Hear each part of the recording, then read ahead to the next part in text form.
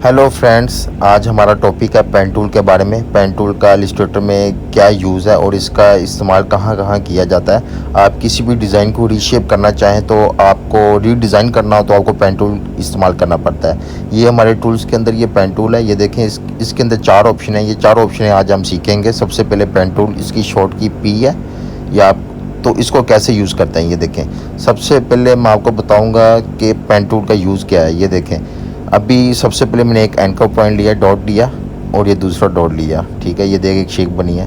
इसको आप फिल को ख़त्म करके आउटलाइन में काम करें ताकि आपको पता लगे कि कौन सी शेप बन रही है। ये देखें, इसको रेड कलर कर दिया, ये एक लाइन सी खींची गई है। अगर आप नॉर्मल सिलेक्शन पे क्लिक करेंगे तो ये यहाँ पे ख़त्म हो जाएगा। ये देखें, ये एक लाइन बन गई है। ठीक है, और अगर आपको इसी लाइन को आगे दोबारा यूज़ करना है, यहाँ से दोबारा स्टार्ट करना है, तो आपको दोबारा पेन टूल पकड़ना पड़ेगा और लास्ट पॉइंट पे जहाँ छोड़ा था वहाँ पे एक क्लिक करनी पड़ेगी।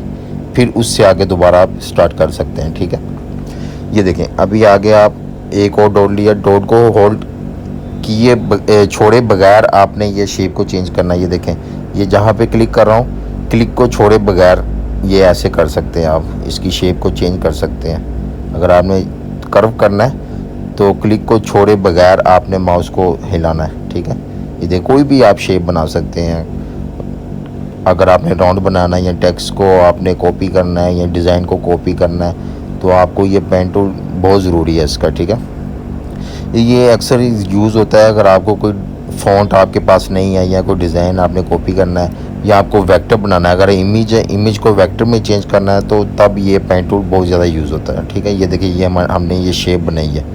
इसको आउटलाइन में हम देखेंगे, आउटलाइन को बड़ी करें तो ये देखें, ये हमारी शेप बनी है। फॉर एग्जांपल ये एक डिज़ाइन है, हमने कॉपी किया है या ख़ुद बनाया। अभी इसका इस्तेमाल बता रहा हूँ, इसका इस्तेमाल कहाँ पे कैसे करते हैं। ठीक है, ये हमने अभी नॉर्मल जो पी है शॉर्ट की उसको हमने यूज़ किया। अभी ये फिर पेन टूल है, उसके ऊपर प्लस बना हुआ। ये देखें, ये इसकी शॉर्ट की आप प्लस कीबोर्ड से प्रेस करेंगे तो ये आ जाएगा। ये देखें, ये सेकंड ऑप्शन है, इसका मतलब ऐड एंकर पॉइंट है। अगर आपने कोई भी एक शेप बनाई है उसके अंदर एंकर पॉइंट ऐड करना है तो आपको ये ऐड करना पड़ेगा, ये प्लस वाला आइकन पकड़ना पड़ेगा। अभी आपको बताऊंगा कि एंकर पॉइंट को ऐड कैसे करते हैं। अभी फॉर एग्जांपल यही शेप हमारी है, इसको मैं ये सिलेक्ट करता हूँ। ये देखिए, ये सारे एंकर पॉइंट शो कर रहा है। जो ब्लू कलर के छोटे छोटे पॉइंट है ये हमारे एंकर पॉइंट है, इसकी वजह से ये शेप बनी हुई है। ठीक है, अगर आप इसमें से किसी भी एंकर पॉइंट को कुछ भी करते हैं शेप चेंज हो जाएगी।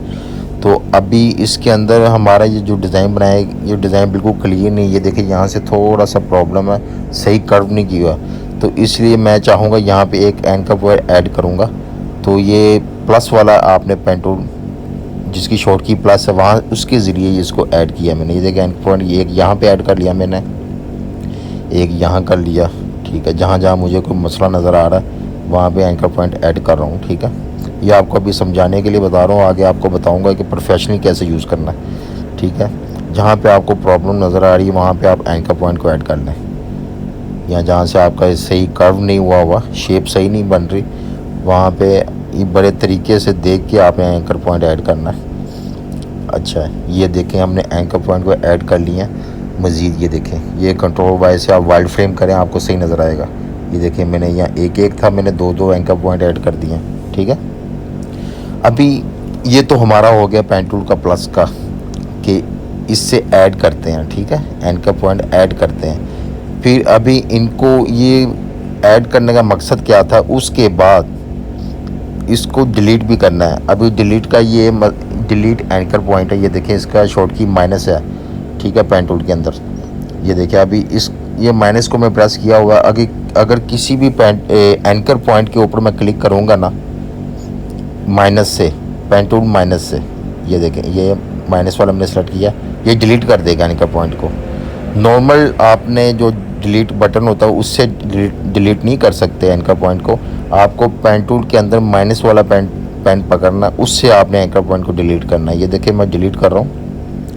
जब डिलीट करता हूँ तो शेप भी चेंज हो जाती है। ये देखें, इसका मकसद ये है कि आप अपनी शेप को मोर यानी कि क्लैरिटी से बनाएं, 100% शेप बने जैसा डिज़ाइन है।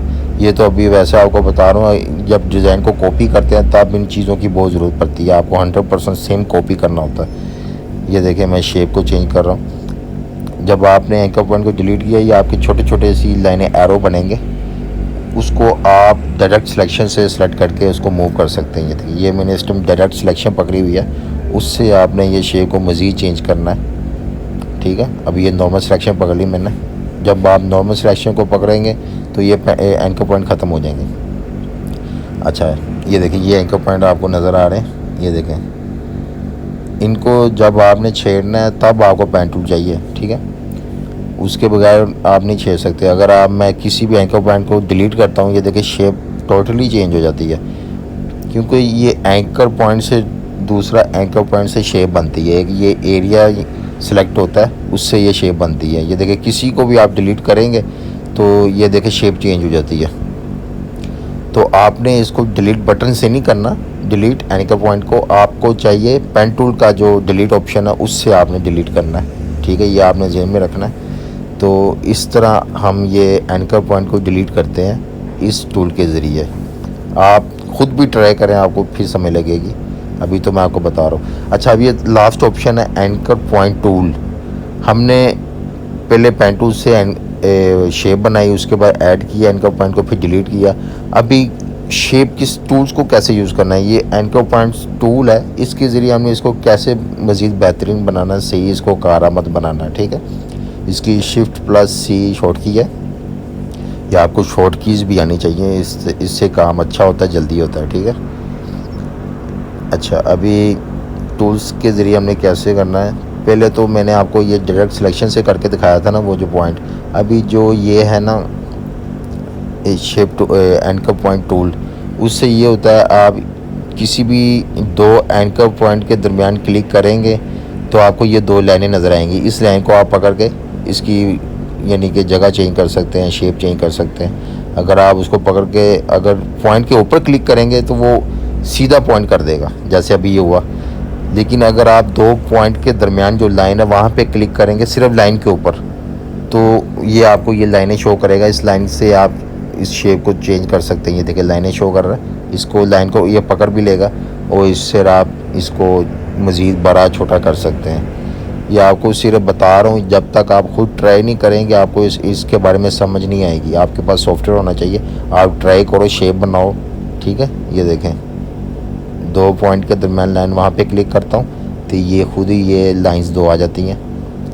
उससे आप इसको मज़ीद ऊपर नीचे कर सकते हैं, छोटा बड़ा कर सकते हैं। ये शेप को मज़ीद एक्यूरेट करने के लिए ये टूल इस्तेमाल होता है। ठीक है, अभी मैं ना आपको प्रोफेशनली यूज़ बताता हूँ। इन चारों जो हमारे पास ऑप्शन है पेन टूल की, इसको प्रोफेशनली कैसे यूज़ करते हैं। ठीक है, इसका कैसे काम है, ये देखिए ये चारों पॉइंट हैं, इनको प्रोफेशनली यूज़ करने लगा हूँ। ये हमारे पास पेप्सी का लोगो है।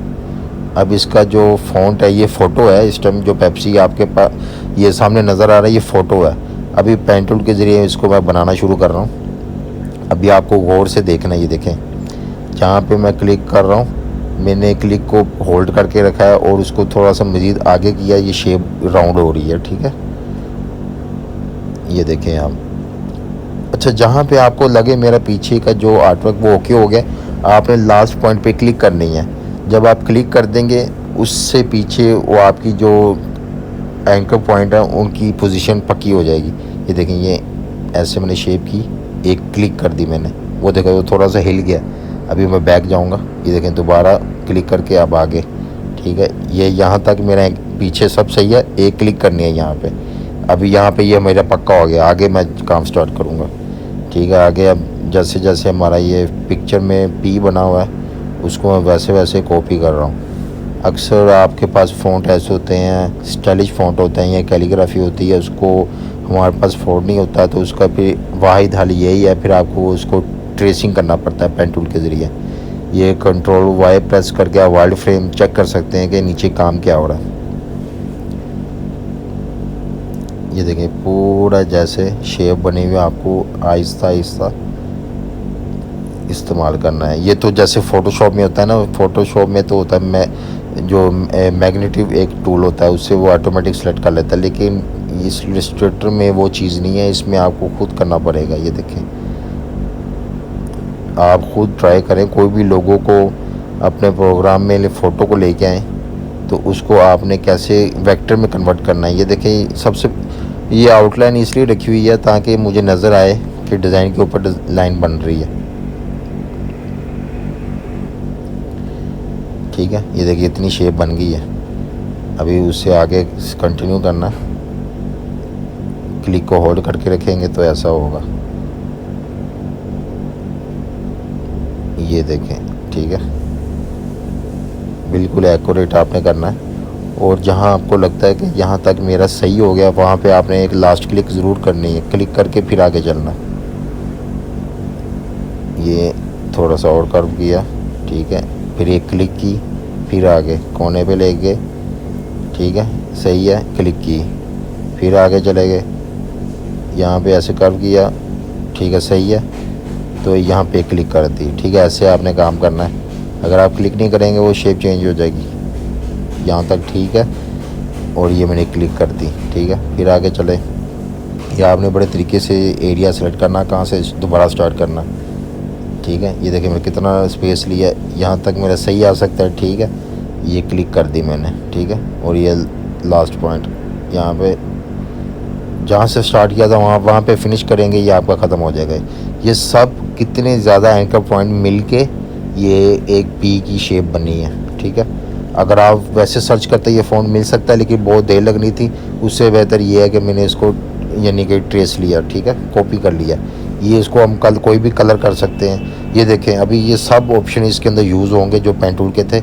अगर आपको कहीं शेप बिल्कुल थोड़ी सी गड़बड़ लग रही है, 19-20 लग रही है, कोई फ़र्क आ रहा है शेप में, तो आपने इन्हीं पेन टूल के जो 4 ऑप्शन है उनके ज़रिए एंकर पॉइंट को ऐड भी करना है, डिलीट भी करना है, और एंकर पॉइंट टूल को भी यूज़ करना है। उससे शेप जो मज़ीद एक्यूरेट हो जाएगी। ठीक है, जब भी आप कोई डिज़ाइन कॉपी करते हैं तो माइनर सा लाजमी आपको डिफरेंस जो ओरिजिनल है और जो आप कॉपी कर रहे हो फ़र्क होता है, लेकिन इतना करना है कि ज़्यादा ना आपको किसी को पता लग सके। ठीक है, ये हमारी पूरी शेप अब बन गई है। सिर्फ पी की मैं आपको बना के दिखाया।